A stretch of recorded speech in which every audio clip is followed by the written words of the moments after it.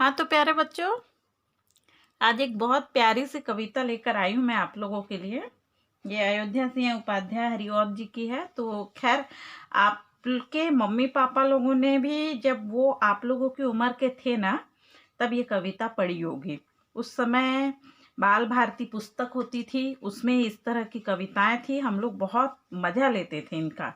तो मुझे इच्छा हुई आप लोगों को भी मैं इस कविता से परिचित कराऊं, तो इसे मैंने ढूंढा और आप लोगों के लिए लेकर आई हूं। तो चलिए, तैयार हो जाइए। उठो लाल अब आंखें खोलो, पानी लाई हूँ मुंह धोलो।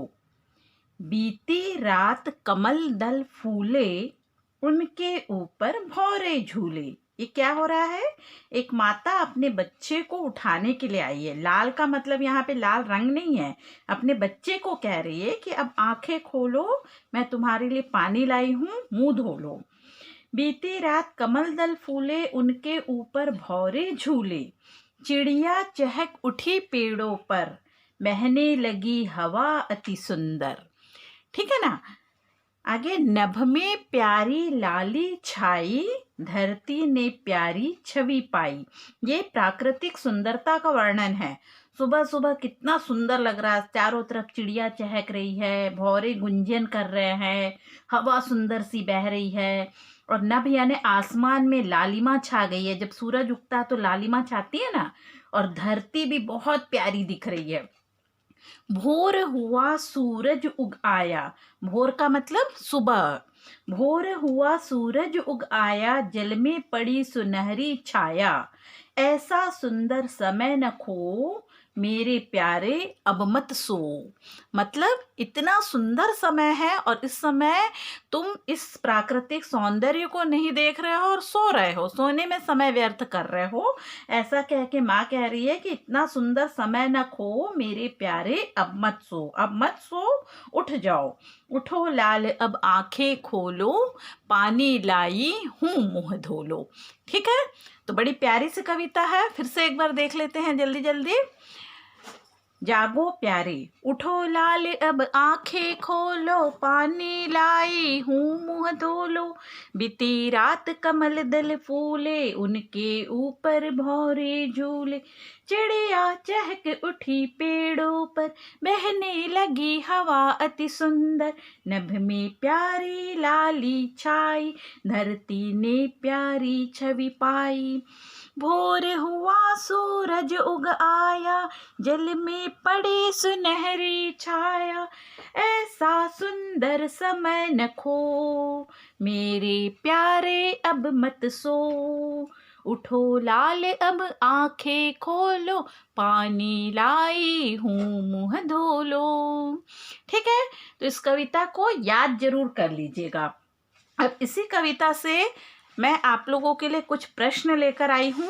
पहले कविता पढ़िएगा और उसके बाद उसमें से कविता से छांट कर आप इनके उत्तर लिखिएगा। ठीक है?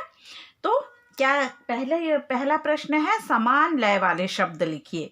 तो समान लय वाले शब्दों से तो आप अच्छी तरह से परिचित है।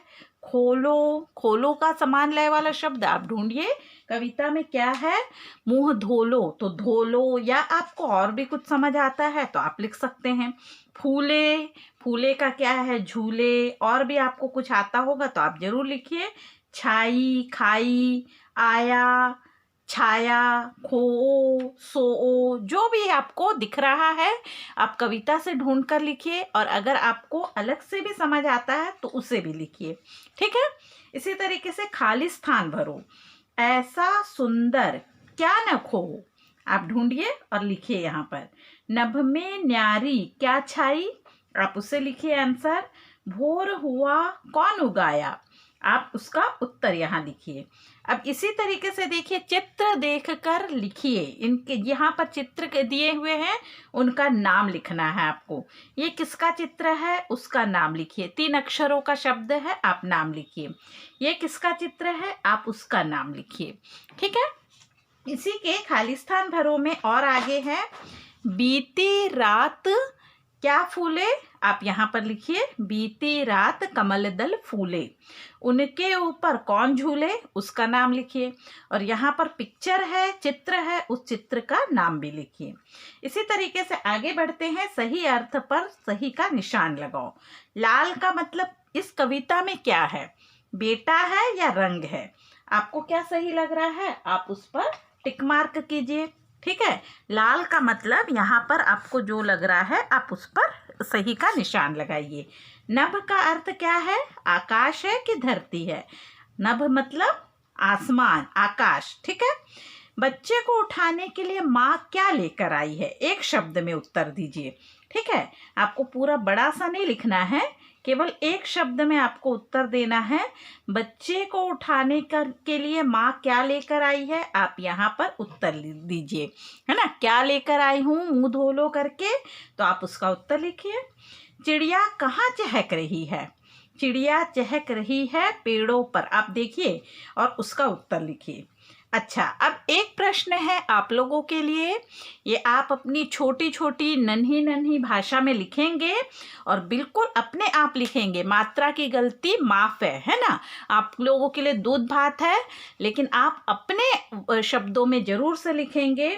जब आप सुबह उठते हो तो सुबह का नज़ारा कैसा लगता है, आप सुबह उठते हो तो क्या देखते हैं, सुबह अपने आसपास क्या आपको दिखाई देता है, आप अपने शब्दों में लिखिए, बिल्कुल खुद से लिखिए, किसी से पूछ के नहीं लिखना है। और आप बिल्कुल अपने शब्दों में लिखिए, मात्रा की गलती बिल्कुल माफ कर दी जाएगी, लेकिन ये बिल्कुल शुद्ध आपका अपने शब्दों में होना चाहिए। ठीक है बच्चों, तो मुझे उम्मीद है ये कविता आप लोग बहुत एंजॉय करेंगे। ठीक है, ओके, धन्यवाद बच्चों।